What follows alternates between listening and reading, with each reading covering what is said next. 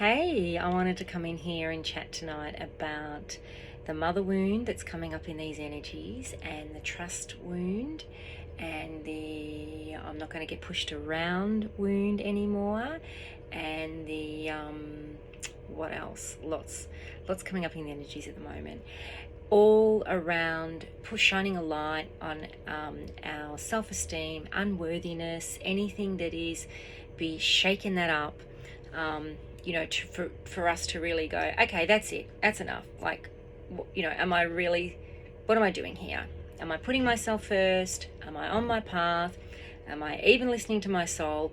All of those things that, even if we may be thinking that we're doing that, there's, our higher self is showing us with these energies really quickly, instantly. If we don't listen, it's coming up the next day, or maybe the next day, or a few days later. It's relentless. And this is around these wounds, and what's happening is it is showing us that, are we diving deeper, basically. So it's coming up, and a lot of people are really actually looking at it this time. Often it'll come up and we'll do a little bit and then we'll put the lid on it because people won't dive deeper. I've done this myself in the past. We won't listen or focus on what we're feeling about it. Instead, we just put the lid on, as I said, and instead of going deeper. It's time to really take notice of that feeling, have that awareness of that feeling, and go, right, what is the trigger? Let's go deeper. So let's cover, we're going to cover a few in this video, okay? So we've got the mother wound coming up, the trust wound coming up, just the basic people pleasing. I'm sick of giving out and not getting back, and some might say that, it's not meant to be that way, it's unconditional, and yes, it is, but you're not going to do it to the fact, to the part of being like a doormat. You're not going to do that, so to the detriment of yourself. So what else is coming up in them? Anything around it all connects back to, I guess, people pleasing, unworthiness, self-esteem, all of those things that we've allowed people or issues or situations to come first above us and what we feel, but also just helping and going, I'll put that aside and I'll go and do this and da da da da. So there's lots coming up in the energies at the moment, but I want to discuss the mother wound.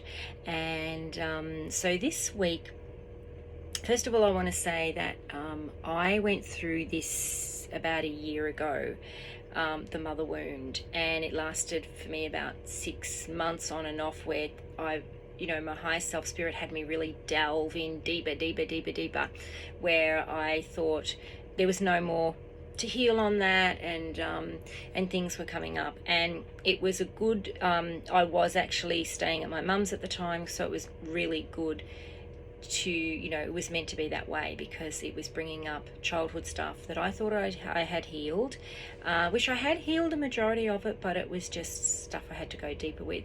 So what's happening this time, these energies are bringing up, what I'm seeing is I have people around me and friends and stuff that I've known for a while, that, because they've spoken to me about it, that has had a mother wound, and a couple of them I've even worked in sessions with to get deeper. And what I've found is that people I've seen and spoken to, and you can get a feel for people even online, that you can see that they're not quite going deep enough. And so I'm going to share with you this week, so stick with me, especially if you, especially if you feel you have a mother wound, but I'm also going to say in a lot of cases we do, but we don't think we do. Or we think we've healed it and there's nothing else, but then we find we have. And this is what happened this week, when Spirit just put me in places where I was helping people and situations. And it was really quite bizarre. It was just so one after another that I knew exactly, what was happening. So I was staying with a friend, and she was actually going through a bit of a panic attack, anxiety at the time, and so I started helping her through that. And one thing went to another, and we got into this mother wound again. And she had actually been working with another professional in a different field, and she'd made a lot of headway, and she felt she'd healed that wound. And I said to her, take me through what this other healer, this other professional had done. And and so we went through that, and I said to her, that's great, that's amazing. I said, but there's one final step, because she's sort of finished with that person now. I said, there's actually one final step that she didn't take you through, and so can I suggest this to you? And she said yes. So I then took her into a deeper step that she didn't know was there, a really deeper part of the wound. And we spoke about it, and then she started to cry, and it was all coming out. And one of the things that she said, there was many things she said, but one of the things she said was that she felt at this age as an adult, she said it was just silly. She said, I thought, I'm just being silly about this. And so what happened is, each time her inner child, her young self, was trying to show her what it needed and where that wound was, each time she just kept discarding it, thinking, oh, I'm an adult now, that's silly, like I shouldn't feel like that, or yeah, okay, that happened back then, but that's silly, I shouldn't be worrying about that. And what really struck me is, people do say this.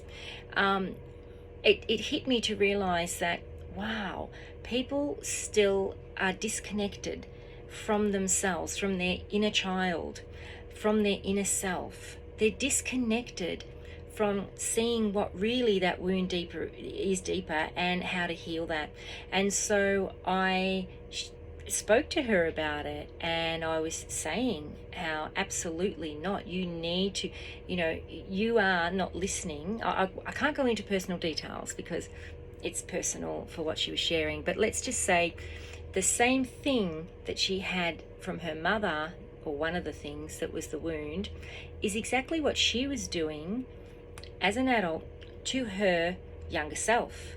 And we don't see that. We think that we're just one and that's it, but she was actually treating her inner self, her inner young self, her child self, the same. So I'm trying to say it so I don't give away too much, because it's her personal information.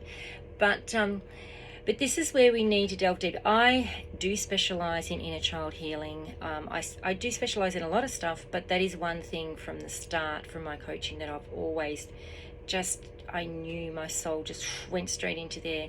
I did so much with myself, and then I knew that was from all of my wisdom and knowledge and experience and teaching and coaching from my coaches, that was where I was to specialize when I do coach. And so I was able to pick up things for her that weren't healed, and we went in there deeper.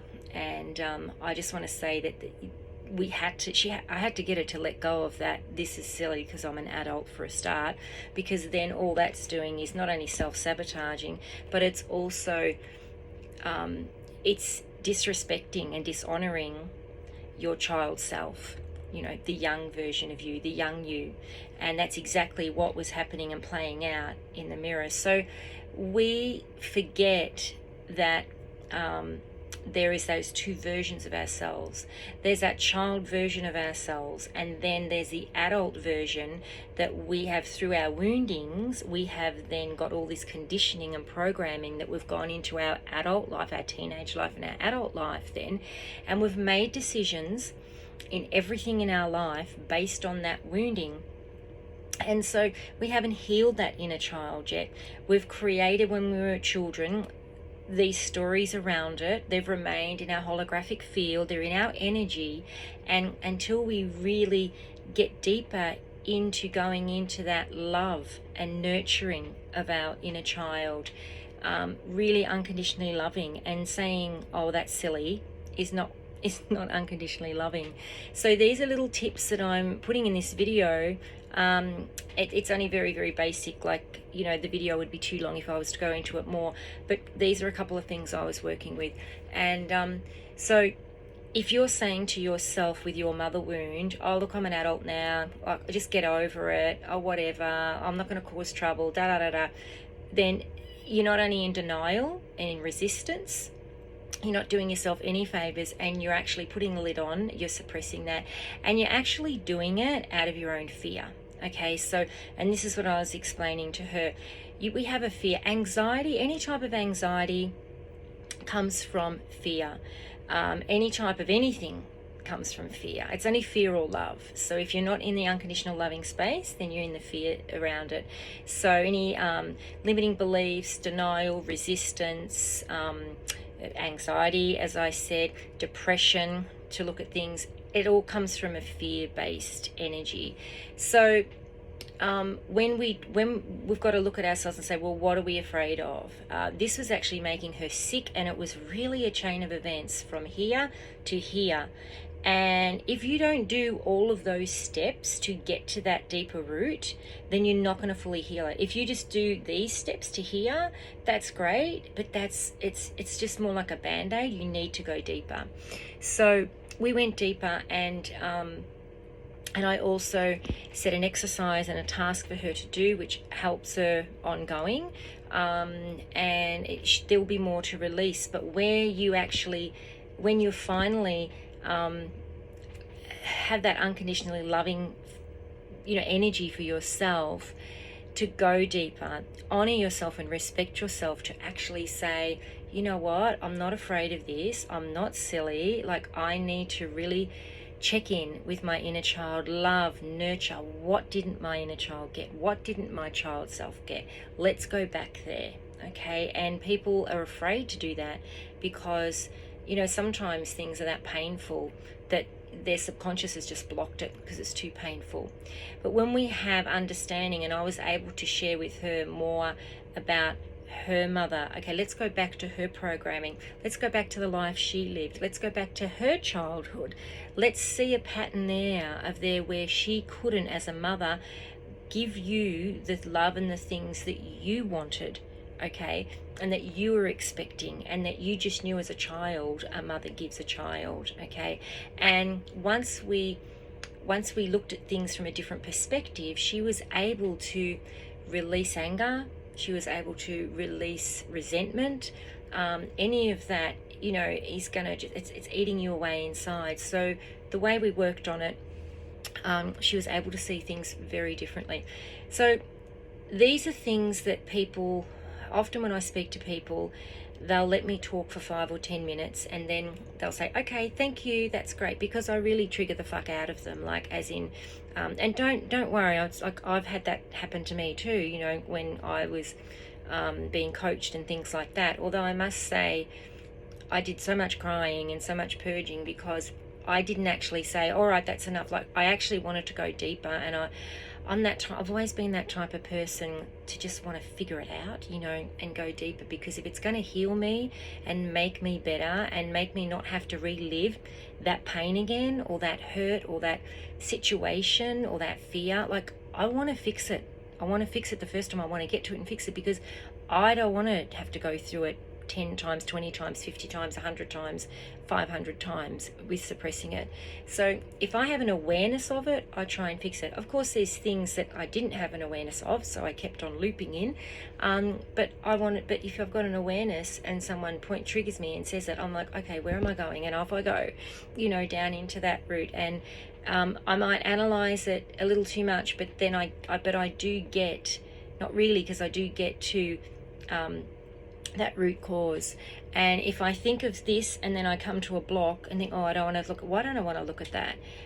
Okay, well, did I feel this way or that way? Let me check in, and you check it. And if you are in on your own, and you're either meditating or you're just sitting with your eyes closed in a beautiful present state, and you start talking to your inner child, your young self, young Kellie self, whoever it is, for you, you will start to communicate. But you have to be aware of, if you start to talk and go, and half of you's going, I don't want to listen, I don't want to hear what my young self's got to say, well, then it's not going to work. You're not going to hear anything, and you're going to go, oh yeah, there's nothing wrong with me, I'm fine.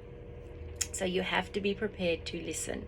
You know, go sit on a rock somewhere, or go down the beach, or don't be afraid to be alone, you know, and do that. Don't fill your day with busyness so that you don't have to face it. You know, this is my friend that I'm talking about, which was one of the incidents this week with the mother wound. She keeps herself very busy, very, very busy.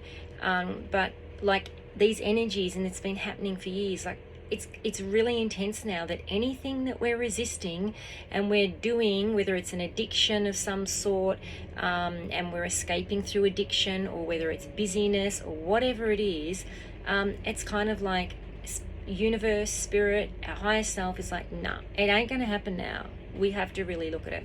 So that was just one incident. And then a day later I went for an appointment, and I haven't seen this person in probably 18 months because of I've been away and I happened to be back, and I was talking to her, and I walked in and she's like, oh, it's so good to see you. And what happened there is I got to asking how she was going, and then she just has come up with all this stuff, and I thought straight away, how ironic, this all connects to a mother wound. And I just said to her, you know, what's your relationship like with your mother? And she started to say, oh, it's not good at all, da da da da. And I thought, wow, this is coming up again. And so I helped her through it, and she still is a massive people pleaser. So I sat with her for about half an hour longer than our appointment. Obviously she didn't have other clients, so obviously it was meant to be. And I helped her with that. I told her to follow me, you know, on YouTube, because she's not on Instagram. I said, you know, have a session with me if you want. She's just starting. She said to me, I feel like I'm starting a huge transition in my life. She started to awaken. And she said to me, which was pretty cute, you know, it's like, oh, I know you always say great stuff when you're in here. And I'm like, oh, yeah. As in, you know, when someone just starts and they start to not even realize when they open up, like, and they start to connect to their third eye and open the crown, and like, it's like, oh my God, you know. So that's all going to be starting for her. And so I was taking her through stuff, but again, it's like I said so much, and then it was okay, fine, you know, that's great, okay, fantastic. And you see sometimes that people, because you are triggering them and it's a lot at once, they can only go so far. But what we do is we talk to them, we plant the seeds. When they're ready to come back and ask us or speak with us again, they will, or maybe they won't. But these are the energies where it's kind of not allowing people to just forget about it, not allowing people to people please anymore, because you're going to feel so shit people pleasing. You're going to feel so crap and just unfulfilled, and like, where's my path, and what am I doing, and where's my life, and things like that with this people pleasing. So this is really coming to the surface at the moment. That's moving on to the third thing I was going to talk about, the people pleasing. And actually I didn't cover the trust yet, but I'll get back to that. But yeah, while I'm on the people pleasing, so if you've been a massive people pleaser, even if you've done a lot of work on people pleasing and you don't do that anymore, you think, have a look in your life. I had still, like, I've done so much work because I was a massive people pleaser. And over the years, I've set so many boundaries. And even over the last 6 months, deeper boundaries. And I thought to myself, it's so not possible for me to still be people pleasing, or I don't know if it was people pleasing so much, but like me just going, okay, look, I'll just do this to get it out the way, and I'll just help her, and you know. And I'm like, no, Kelly, you're doing it again. And for me, I've had a thing my whole life where I want to fix people, or I want to fix things, because I don't want them to be upset. I don't want them to be hurt in awful situations, or I just want to fix things, you know. So for me, it's been a massive learning curve this year of really setting boundaries for that and putting the responsibility back onto that person. Because when you're trying to fix people or help people, or no, I don't mean fix people as in there's something wrong with it. I mean fix what's going on in their life, like if they're having some awful situations or whatever, and you want to jump in and you want to help them and just fix it, because you don't want to see them upset, hurt, angry, whatever it is that's going on. So But what it is, that's us taking away their power of them trying to heal themselves. Now, they're probably not in their power at all at that time, but what it's doing is it's not allowing them to work through that trigger and work through their own healing and wound to find that, because they need to feel like that, right? As you know, the only way we do our healing is to feel that. We've got to feel that come up. We've got to feel uncomfortable. We've got to feel shit. We've got to feel maybe in a fear for us to break through that fear. We've got to look at your higher self. Spirit's got to show you your limiting belief around that, right? And we're so programmed, we'll keep staying in that limiting belief until it cycles around and around again, until we see it and we break that cycle. So there's a lot of that coming up at the moment for us to finally go, oh my God, because we've been ignoring it for so long, or doing baby steps. Wow, okay, amazing. We finally need to stop doing this. We finally need to let that person sit in their emotions and stuff. Let that person in their life has made decisions and their choices that's got them to that now. So now they need to get out of it. Okay, if they come for help, you can plant a few seeds, but it's not your responsibility to take over control of that to make it all feel better, or to make it better for them.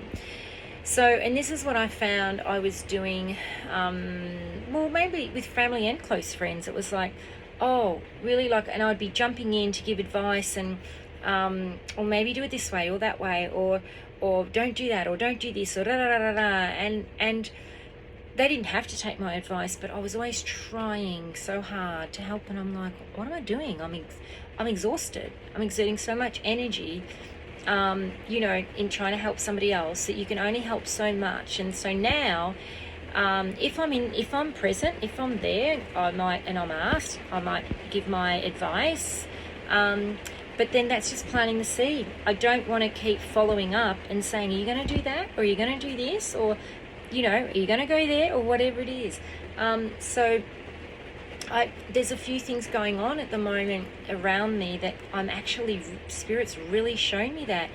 And I'll sit back and I'll say to my higher self, why does this person do this? Or why does this person, treat me like that? And not from a victim mode, but just curious, and why wouldn't they do this? Because that could be the best for them. And my higher self says, you've planted the seed, leave it. It's not your responsibility for how quick they grow, the level they are in their consciousness. Hope you can still hear me because it started to rain. Just turn it up a little bit more in case you can't.